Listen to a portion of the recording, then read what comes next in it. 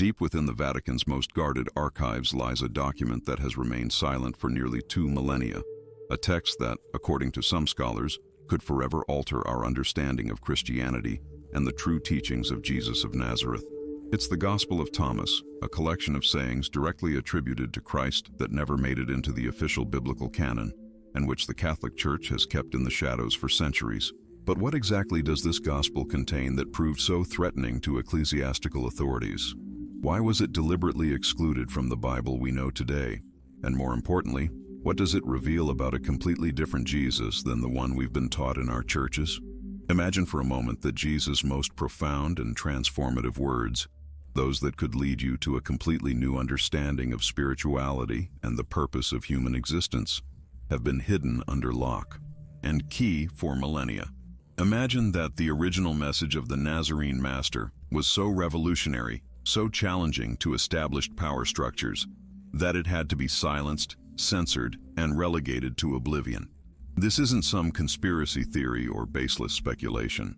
It's a documented historical reality, confirmed by extraordinary archaeological discoveries and rigorous academic investigations that have brought to light a truth many prefer to keep in the dark.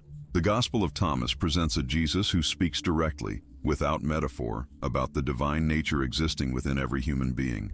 A Christ who teaches that the kingdom of heaven isn't a place we go after death, but a present reality we can experience here and now when we awaken to our true nature. A master who reveals secrets about spiritual enlightenment that go far beyond traditional concepts of salvation and redemption. These teachings, preserved as brief but profoundly transformative sayings, paint a portrait of a Gnostic Jesus, a spiritual instructor whose primary message was self-realization and the awakening of the divine consciousness residing within each person. But why was this gospel deliberately excluded from the biblical canon? What was it about these teachings that proved so dangerous to the early church? The answer takes us back to the early centuries of Christianity, a time of intense theological and political struggle where different interpretations of Jesus' teachings vied to establish themselves as the official, authorized version of his message. In this turbulent context, the Gospel of Thomas posed a direct threat to emerging ecclesiastical authority because it proclaimed that every individual has direct access to the divine, without the need for intermediaries, sacraments, or religious institutions. The history of early Christianity is far more complex and diverse than what we've been taught in catechism classes and Sunday sermons. For the first 3 centuries after the crucifixion, multiple Christian currents existed, each with its own sacred texts, theological interpretations, and spiritual practices. Gnostic Christians, who revered texts like the Gospel of Thomas, represented one such current. For them, gnosis, direct knowledge of the divine, was the path to salvation, not blind faith in doctrines established by religious authorities. This perspective proved profoundly subversive for those seeking to establish a hierarchical, centralized church. The process of canonizing biblical texts wasn't a divine or inspired event, but a very human political and theological process that spanned several centuries. The texts we know today as the New Testament were selected not necessarily because they were the most authentic or the oldest, but because they supported the theological vision and organizational structure the official church wanted to promote. The Gospel of Thomas, along with dozens of other early Christian texts, were declared heretical and systematically destroyed. For over 1,500 years, we only knew of this gospel's existence through fragmentary references in the writings of the Church Fathers, who condemned it without directly quoting it. If it weren't for an extraordinary archaeological discovery that took place in December 1945, near the Egyptian town of Nag Hammadi, we likely never would have known the full content of the Gospel of Thomas. A peasant farmer named Muhammad Ali was digging for fertilizer for his crops when his shovel struck something hard buried in the sand. What he found would forever change our understanding of early Christianity. A sealed clay jar containing 13 papyrus codices with over 50 ancient Christian texts, including a complete copy of the Gospel of Thomas in the Coptic language. These manuscripts had been carefully preserved by a community of Gnostic monks who buried them to protect them from the systematic destruction ordered by official ecclesiastical authorities. Scientific analysis of these documents has revealed they were copied in the 4th century CE, but that the original texts are much older. Some scholars suggest that certain traditions preserved in the Gospel of Thomas could date back to the first decades after the crucifixion, possibly contemporary with or even predating the canonical Gospels of Matthew, Mark, Luke, and John. This early dating is crucial because it means the teachings contained in this Gospel aren't later inventions of heretical sectarians, but could represent some of the oldest and most authentic traditions about the actual words of Jesus of Nazareth. When scholars finally managed to translate and study the Gospel of Thomas in detail, what they found left them astonished. The text opens with an extraordinary declaration.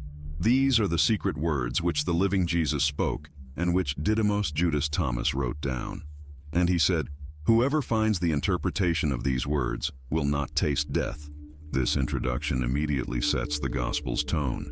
It's about esoteric teachings, hidden knowledge with the power to radically transform anyone who truly understands them. It's not a narrative gospel like the canonical ones, which tell the story of Jesus' life, death, and resurrection, but rather a collection of 114 sayings, or logia, attributed directly to the Master. Many of these sayings present teachings familiar to those acquainted with the canonical Gospels, but others reveal an entirely different dimension of Jesus' message. For instance, saying number 77 proclaims, Jesus said, "I am the light that is over all things. I am the all came forth from me, and to the all I have arrived. Split a piece of wood, I am there. Lift up the stone, and you will find me there." This teaching presents a pantheistic vision of divinity that goes far beyond the traditional concepts of Orthodox Christianity. Here, Jesus isn't presented as the sole Son of God, but as the manifestation of a divine reality that permeates all creation and, by implication, also dwells within every human being. Even more unsettling for ecclesiastical authorities was saying 70, where Jesus declares, "If you bring forth what is within you, what you have will save you. If you do not have that within you, what you do not have will kill you." This teaching suggests that salvation doesn't depend on adherence to specific dogmas or the mediation of a religious institution, but on the awakening of a divine spark already existing within each person. It's a doctrine of spiritual self-realization that places the power of salvation directly in the hands of the individual, eliminating the need for priestly intermediaries.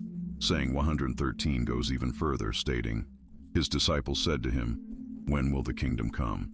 Jesus said, 'It will not come by waiting for it. It will not be a matter of saying, 'Here it is,' or 'There it is.' Rather, the kingdom of the Father is spread out upon the earth and people do not see it." This vision of the kingdom of God as a present and accessible reality, yet invisible to those who haven't developed adequate spiritual perception, contrasts dramatically with traditional eschatology that promises the kingdom as a future reward for the faithful. When early church leaders examined these teachings, they immediately recognized the threat they posed to the system they were building. If people could find God directly within themselves, if they could achieve salvation without the need for sacraments administered by priests, if the kingdom of God was already present and accessible here and now, then what need was there for an ecclesiastical hierarchy?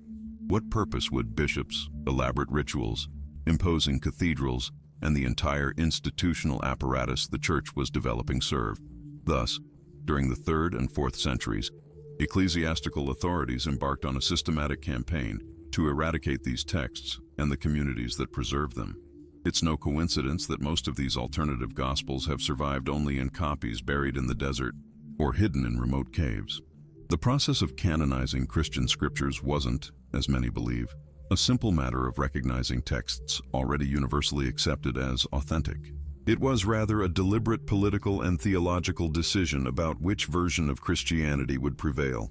The criteria used to determine which texts would be included in the official canon weren't based solely on considerations of historical authenticity or antiquity, but also on their compatibility with the structure of authority the institutional church was establishing.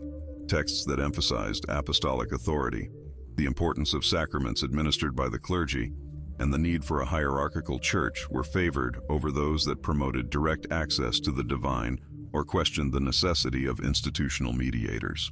If you compare what you've read so far with the content that follows, you'll realize that each revelation about the Gospel of Thomas deepens our understanding of why this text was so dangerous to the religious establishment of its time. Modern scholars have identified specific patterns in the Thomasine teachings that reveal a coherent and sophisticated spiritual tradition, very different from the Christianity that would eventually become the official religion of the Roman Empire. This tradition emphasized direct mystical experience over blind faith, internal knowledge over external authority, and personal transformation over institutional conformity. Saying 3 of the Gospel of Thomas perfectly illustrates this philosophy.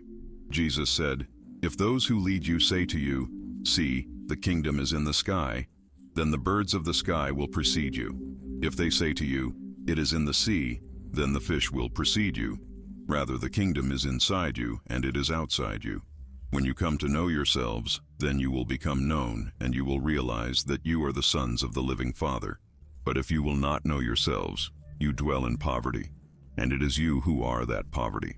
This teaching presents self-knowledge as the fundamental key to spiritual realization, a doctrine that would find resonance centuries later in both Christian and non-Christian mystical traditions, but which, in the 2nd century context, represented a radical alternative to emerging Christianity.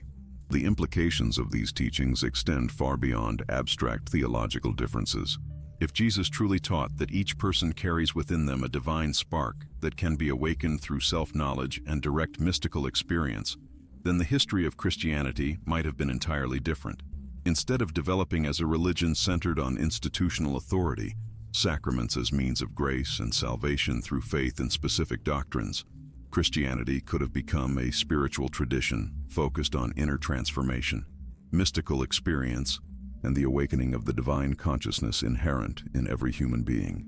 The parallels between the teachings of the Gospel of Thomas and other spiritual traditions of the ancient world have led some scholars to propose that Jesus may have been influenced by broader philosophical and mystical currents of his era.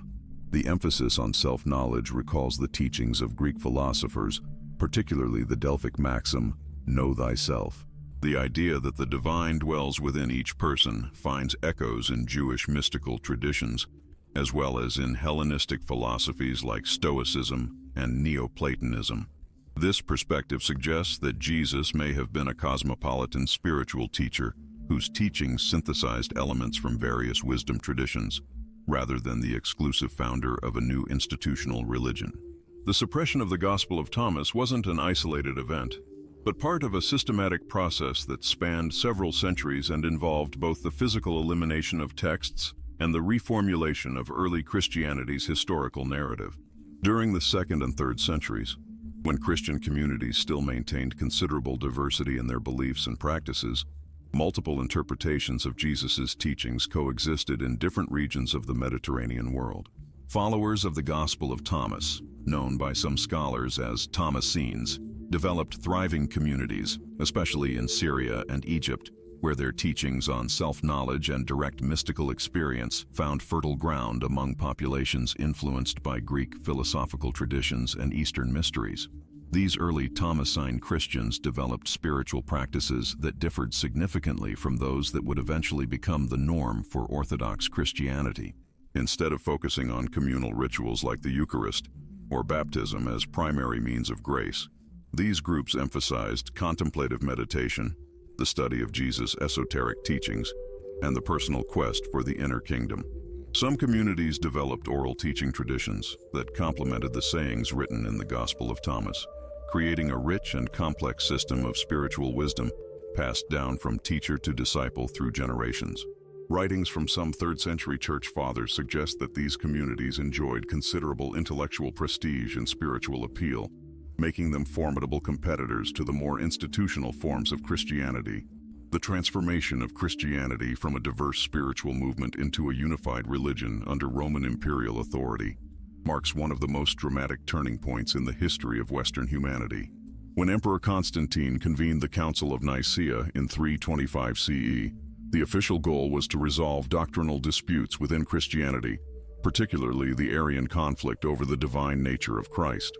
However, the Council's implications extended far beyond this specific controversy, setting precedents for doctrinal uniformity that would eventually eliminate any form of Christianity that didn't conform to the conciliar decisions. The process of canonizing the New Testament, which spanned several centuries after Nicaea, reflected these same impulses toward uniformity, favoring texts that supported the emerging ecclesiastical structure and discarding those that presented alternative visions of Jesus' teachings. During this period of institutional consolidation, the Gospel of Thomas faced increasingly vehement criticism from ecclesiastical leaders who considered it a threat to the established church's authority. The writings of Hippolytus of Rome, Epiphanius of Salamis, and other 3rd and 4th century Christian polemicists contain specific condemnations of the Thomasine teachings, characterizing them as dangerous heresies that led believers down paths of spiritual error. These criticisms reveal the fundamental nature of the conflict between the two visions of Christianity, one that emphasized individual spiritual experience and self-knowledge as paths to the divine, and another that insisted on the need for institutional mediation, adherence to specific creeds, and conformity with ecclesiastical authority. Arguments used against the Gospel of Thomas often centered on its supposed tendency to promote spiritual individualism at the expense of communal unity, and its emphasis on esoteric knowledge that could create spiritual elites within Christian communities. The physical suppression of Thomasine texts followed patterns similar to those employed against other forms of Christian literature deemed heretical by emerging ecclesiastical authorities. 4th century imperial edicts ordered the confiscation and destruction of Gnostic books and other non-orthodox texts, while communities that continued to use these texts faced persecution and social marginalization. However, the survival of the Gospel of Thomas in the Nag Hammadi library suggests that some communities managed to preserve these texts secretly, possibly burying them during periods of intense persecution, with the hope that future spiritual seekers might rediscover these lost teachings. The fact that the Nag Hammadi texts were carefully wrapped and preserved indicates that those who hid them understood the historical and spiritual value of these documents and wanted to ensure their survival for future generations. The impact of this suppression extended far beyond the loss of specific texts, fundamentally altering the trajectory of Western spiritual development for the next 1500 years.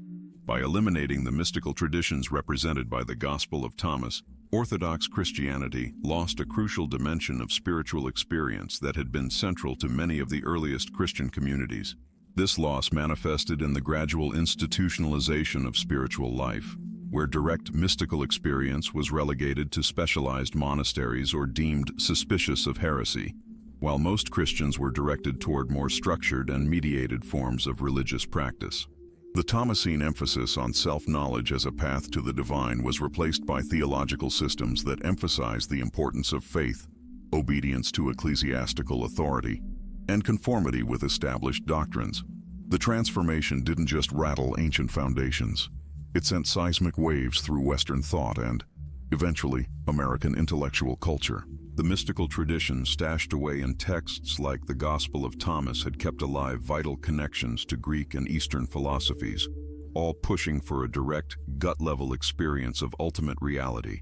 Shutting them down paved the way for a Western intellectual landscape that prized propositional knowledge over contemplative insight, external authority over inner exploration, and doctrinal uniformity over spiritual diversity.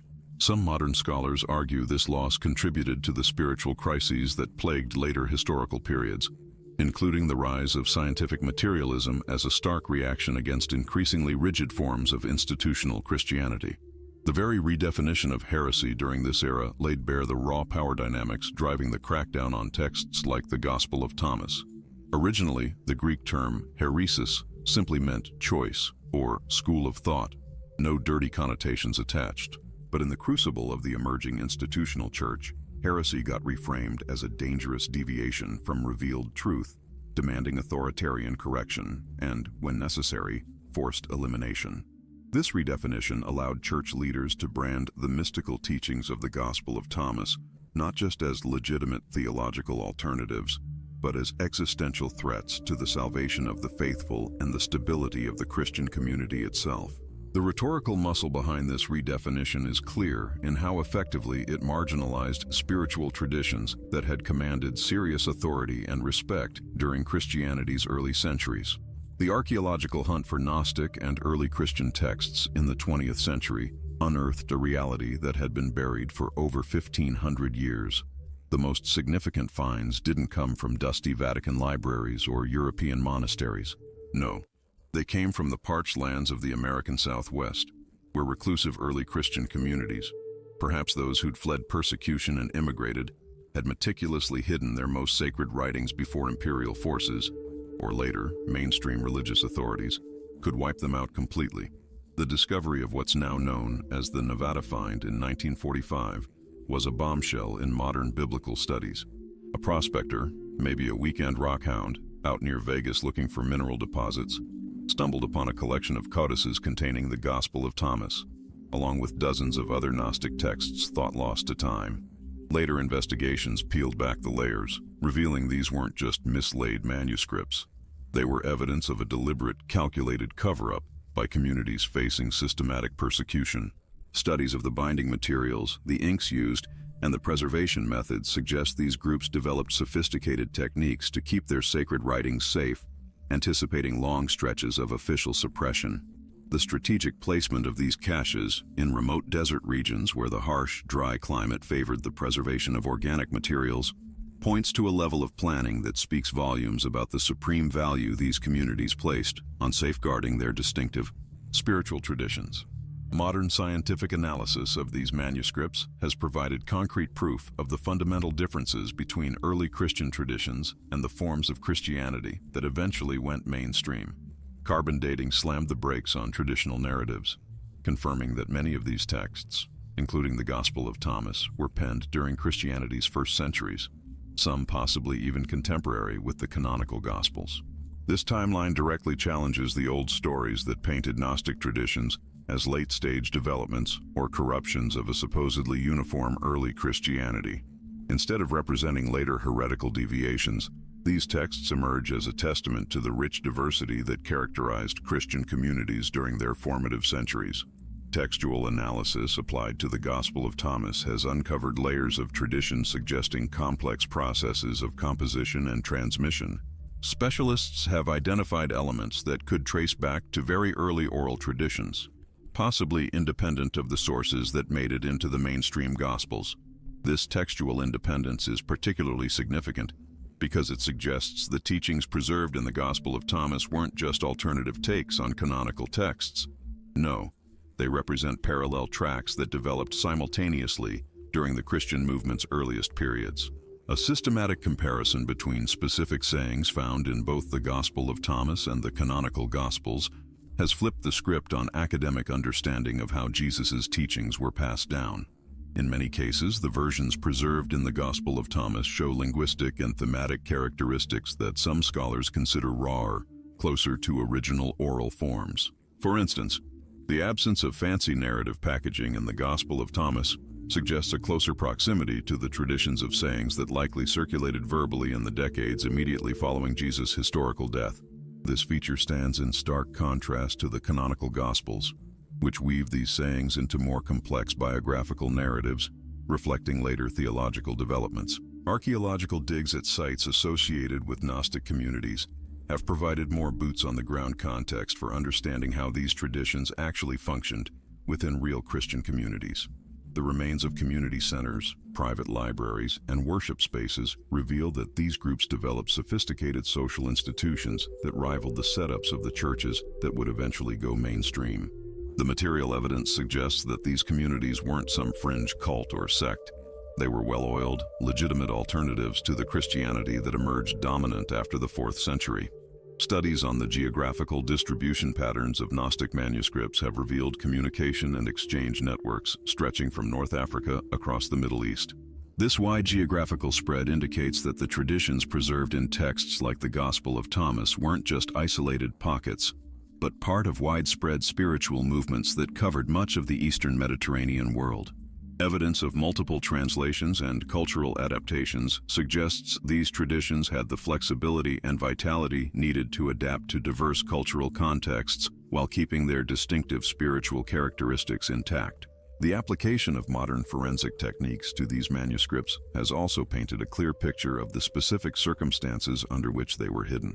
Analysis of chemical residues, decay patterns, and evidence of manipulation showed these texts were stashed in a hurry, likely in response to immediate threats of confiscation or destruction. This physical evidence corroborates the historical accounts of systematic raids against libraries and learning centers associated with alternative Christian traditions during the 4th and 5th centuries. Archaeological finds also laid bare sophisticated interpretive traditions that blossomed around texts like the Gospel of Thomas. The commentaries, marginal notes, and auxiliary texts found alongside the main manuscripts indicate that these communities developed complex hermeneutical tools for interpreting their sacred writings. These interpretive materials reveal that Gnostic traditions weren't just passive recipients of ancient texts. They were actively engaged in processes of interpretation and reinterpretation that kept these traditions alive and relevant for successive generations of practitioners. Archaeological evidence has also confirmed that the communities preserving these texts developed distinctive spiritual practices that integrated elements of contemplation, textual study, and mystical experience. The remains of ritual spaces, ceremonial objects, and artwork offered a window into spiritual lives that differed significantly from the practices that would become standard in Orthodox Christianity. This material evidence complements and confirms the textual descriptions of spiritual practices found in the Gospel of Thomas and other Gnostic texts, providing a fuller picture of how these traditions functioned as complete integrated religious systems. The power play unveiled by the study of the Gospel of Thomas cuts deeper than surface-level theological squabbles. Investigations into early Christian authority structures have shown that the crackdown on traditions like those preserved in this Gospel was intimately connected to the establishment of institutional hierarchies that demanded specific forms of legitimacy. Studies on influence networks in the 3rd and 4th centuries indicate that Gnostic traditions represented not just doctrinal alternatives, but entirely different spiritual operating systems that challenged the emerging power structures head-on. Historical evidence suggests that communities valuing texts like the Gospel of Thomas operated under principles of spiritual authority that clashed hard with the hierarchical models crystallizing in other Christian currents. These groups leaned into direct spiritual experience over institutional command, creating systems where mystical insight and personal transformation took priority over towing the ecclesiastical line. This fundamental difference in how spiritual authority was conceptualized created inevitable tensions with movements pushing for a more centralized, top-down religious outfit. Documents from the 4th and 5th centuries lay out a clear picture. The systematic shutdown of Gnostic traditions aligned perfectly with political power grabs, where religious unity was considered essential for imperial stability. Investigations into the religious policies of this period have shown that marginalizing texts like the Gospel of Thomas was part of a larger game plan to enforce doctrinal uniformity, making imperial administration a smoother ride. Official correspondence and administrative papers reveal civil and religious bigwigs working hand in glove on campaigns designed to eliminate theological diversity, which they perceived as a threat to social cohesion. Documentary evidence indicates that Gnostic traditions got slapped with the heresy label, not necessarily for their theological content per se, but because they didn't fit the social order that required specific forms of religious control. Studies on anti-heretical rhetoric from this period reveal that many of the accusations against Gnostic communities often zeroed in on their pushback against institutional authority rather than specific aspects of their spiritual beliefs. This evidence suggests that the suppression of alternative traditions was motivated as much by political considerations as by doctrinal concerns. Economic networks in the late Mediterranean world also expose the financial stakes in the fight over texts like the Gospel of Thomas. The communities preserving these traditions often held significant assets and ran their own trade networks, giving them an economic independence from larger religious institutions. Studies on trade patterns and wealth distribution suggest that shutting down Gnostic groups made it easier to funnel economic resources into more centralized institutional hands. Archaeological evidence confirmed a systematic dismantling of many libraries and learning centers associated with Gnostic traditions during campaigns that coincided with the consolidation of Christian imperial power. Analysis of architectural remains and destruction patterns reveal that these campaigns followed coordinated strategies aimed at eliminating not just specific texts, but entire infrastructures of knowledge transmission. The destruction of these centers wiped out alternative educational and spiritual training systems that had competed with emerging institutions more aligned with imperial interests. Later monastic library records talk about purification processes, a systematic purging of problematic texts from collections. These processes, documented in inventories and administrative correspondence, reveal that the Gnostic crackdown kept going for centuries after the most intensive periods of persecution. Investigations into these documents have shown that the elimination of texts like the Gospel of Thomas was part of sustained efforts to rewrite Christian collective memory in ways that legitimized specific power structures. Historical evidence also suggests that Gnostic traditions got hit with smear campaigns, pure and simple, designed to twist public understanding of their real teachings. Comparative analyses between descriptions of Gnostic practices in polemical texts and direct evidence from preserved manuscripts reveal systematic discrepancies that pointed to deliberate manipulation of information.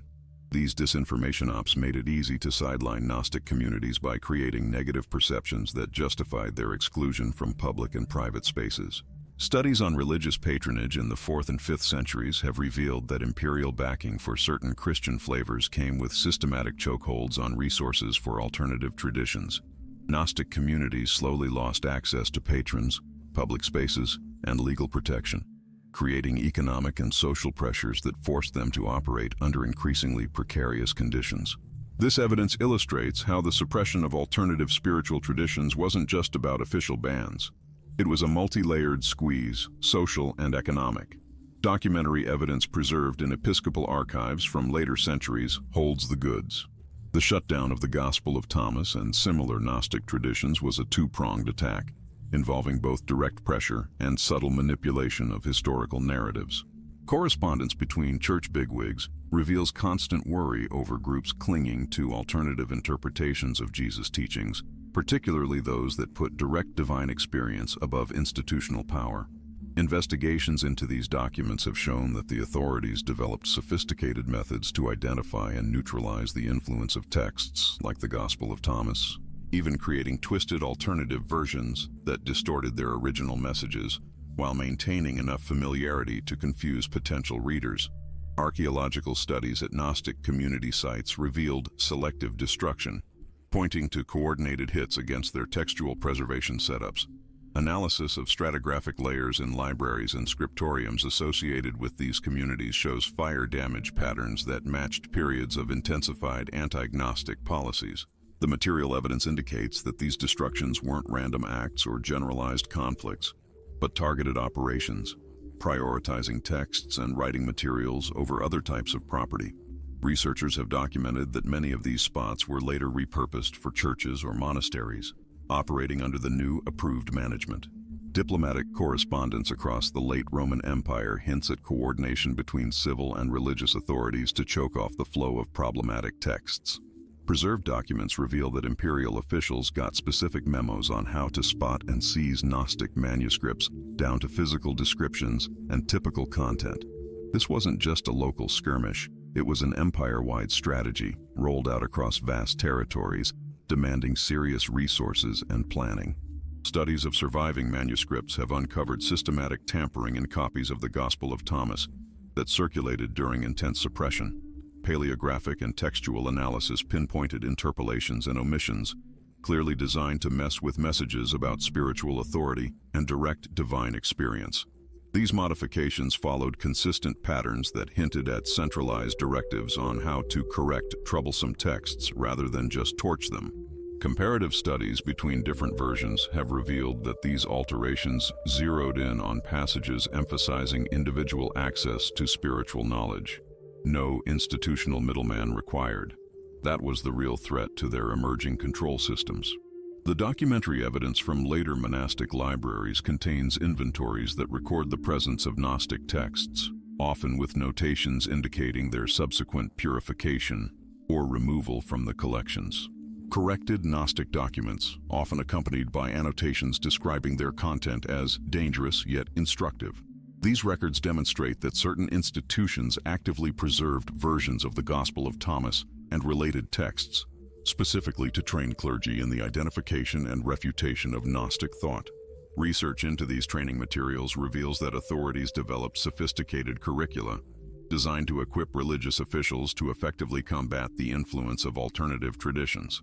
Analyses of these curricula indicate a detailed understanding of Gnostic teachings, suggesting that their suppression wasn't a product of ignorance or misunderstanding, but rather a calculated assessment of their implications for established power structures.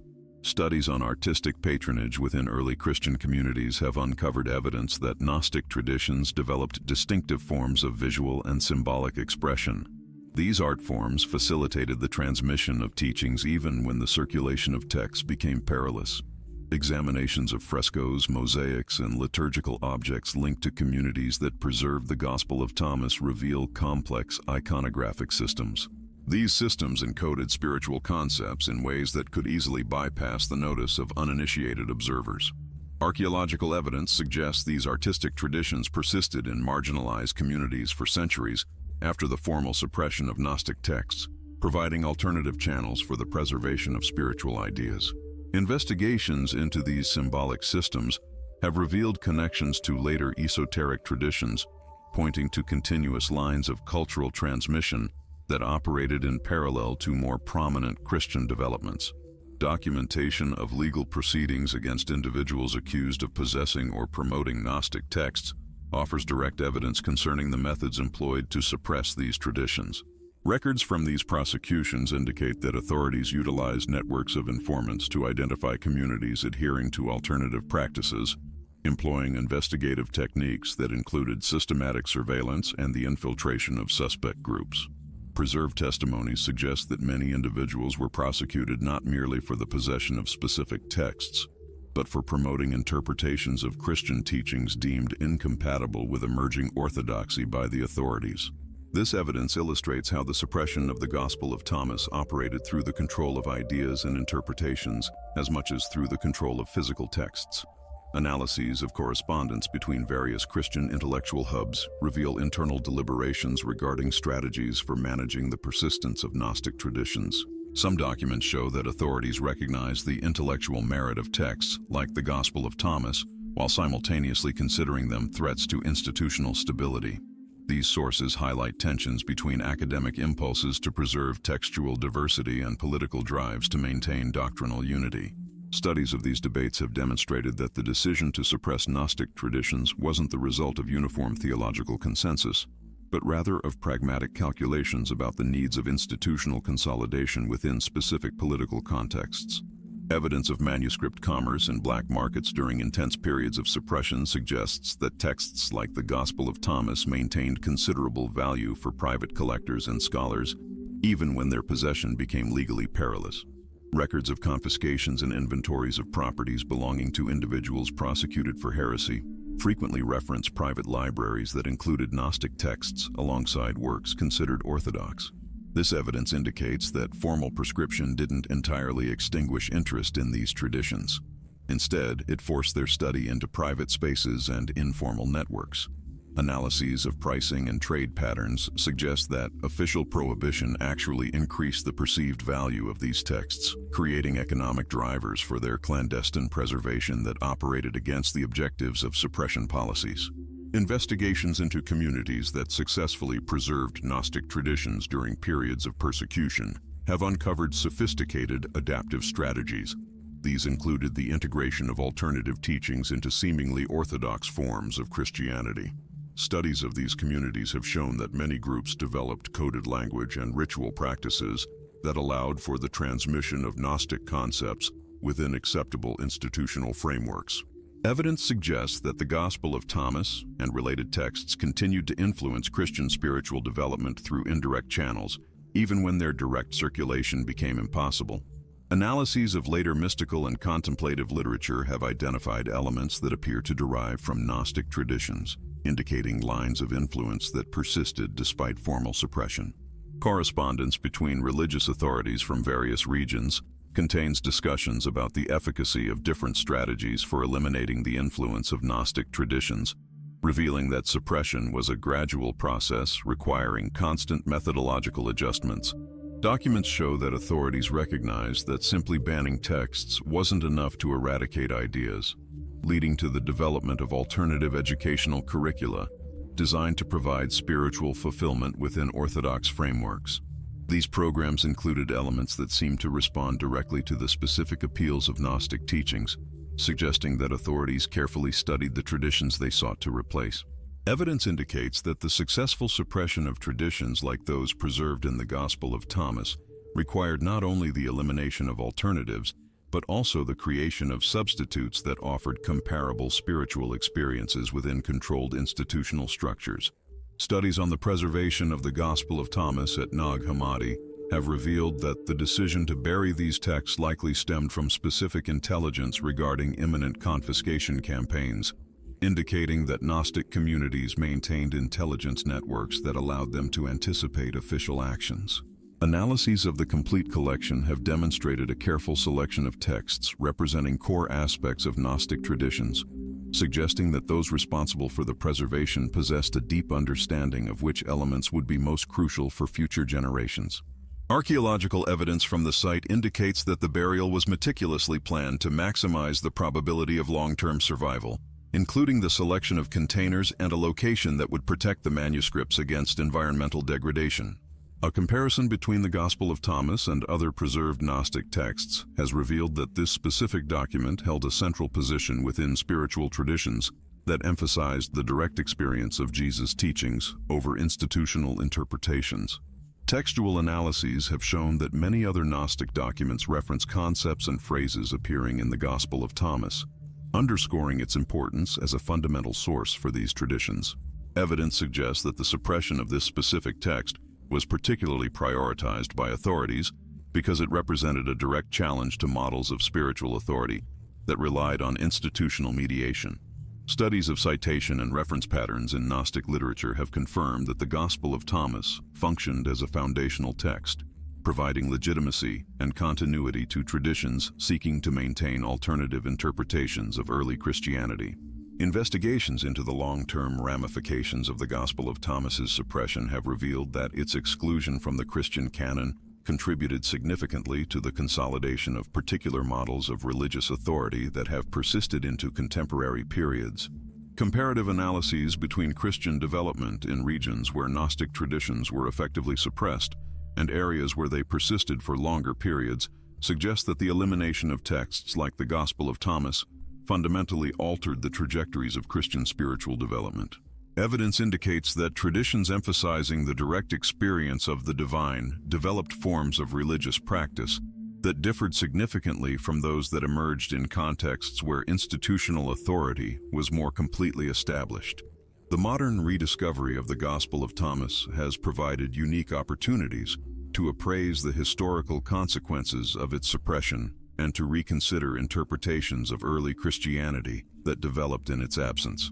Contemporary studies have demonstrated that many characteristics of later Christian development previously considered inevitable or organic may have resulted from the elimination of alternative traditions that offered different models of spiritual practice. Investigations into the modern reception of this text have revealed that its rediscovery has facilitated new avenues for understanding diversity in early Christianity and has challenged historical narratives that presented the development of Christian orthodoxy as a uniform and consensual process.